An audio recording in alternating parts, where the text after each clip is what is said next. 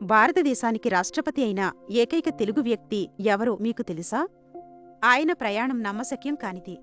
1930లలో అనంతపురం నుండి వచ్చిన ఈ యువకుడు చదువును పక్కన పెట్టి స్వాతంత్ర్య పోరాటంలో దూకారు. ఆయన తన 25 వయస్సులోనే ఆంధ్రప్రాంత కాంగ్రెస్ కమిటీ కార్యదర్శిగా ఎన్నికయ్యారు. సత్యాగ్రహంలో పాల్గొని జైలు శిక్ష అనుభవించారు. ఆయన ధైర్యం అందరినీ ఆశ్చర్యపరిచింది. స్వాతంత్ర్యం తర్వాత ఆయన రాజకీయ జీవితం వేగంగా మలుపు తిరిగింది.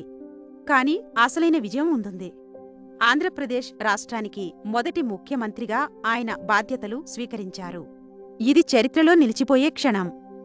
ఆయన ఏకగ్రీవంగా భారత రాష్ట్రపతిగా ఎన్నికయ్యారు. ఒక సాధారణ రైతు కుటుంబం నుండి వచ్చి దేశ అత్యున్నత పదవిని అలంకరించారు. ఈ రోజుకి అతి పిన్న వయసులో రాష్ట్రపతి అయిన వ్యక్తిగా ఆయన రికార్డు చెక్కుచెదరలేదు. రాష్ట్రపతి భవన్ నుండి బయటకు వచ్చేటప్పుడు ఆయన కేవలం తన పెట్టెను మాత్రమే తీసుకువెళ్లారు. నీలం సంజీవరెడ్డిగారి జీవితం మనందరికీ ఎప్పటికీ స్ఫూర్తిదాయకం. పదవులు కాదు, ప్రజలే ముఖ్యమని నమ్మిన నాయకుడు ఆయన. ఇలాంటి గొప్ప నాయకుల చరిత్రల కోసం తెలుగు ట్రీల్స్ ఛానల్ని సబ్స్క్రైబ్ చేసుకోండి.